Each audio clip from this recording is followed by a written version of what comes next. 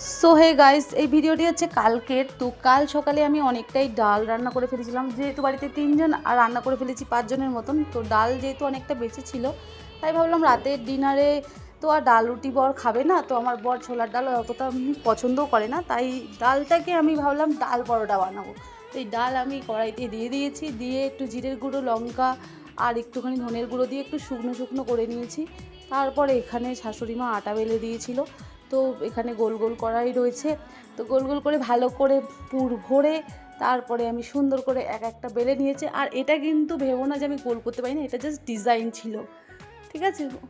ওরকম বলতে হয় বিকজ আমি সত্যি রুটি গোল করতে পারি না। যাই হোক, তো কোনো রকম করে বেলে নিয়েছি, বেশ এক একটা অন্যান্য ম্যাপের মতন বেশ সুন্দরভাবে হয়েছে। লাস্টেরটা দেখছি গাইস হঠাৎ করে গোল হয়ে গেছে, বাপ রে বাপ! তো ভীষণ তখন ভীষণ খুশি হয়ে গেছি। তারপরে দেখছি কালো কালো, এটা কি তিলের মতন? তারপর দেখছি যে না, ওটা তো কাঁচা লঙ্কা। তারপর আমি অল্প অল্প তেলে ভেজে নিয়েছি। লাস্টে আমার বরের প্রতি ভালোবাসা সেটা একটু দেখিয়ে দিলাম, দেখো।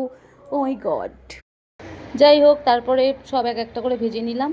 আর হ্যাঁ, দেখতেই পাচ্ছ আমাদের রাতের কালকে ডিনারে ছিল ছোলার ডালের পরোটা, আলুর চচ্চড়ি, আর সাথে ছিল চিলি চিকেন। চিলি চিকেনটা আমার বর একটা দোকানে গেছিলো, সেখান থেকে নিয়ে এসছে। ওর মাঝে মাঝে চিলি চিকেন খেতে ভালো লাগে। যাই হোক, ভিডিওটা ভালো লাগলে একটুখানি লাইক কমেন্ট করে দিও গাইস।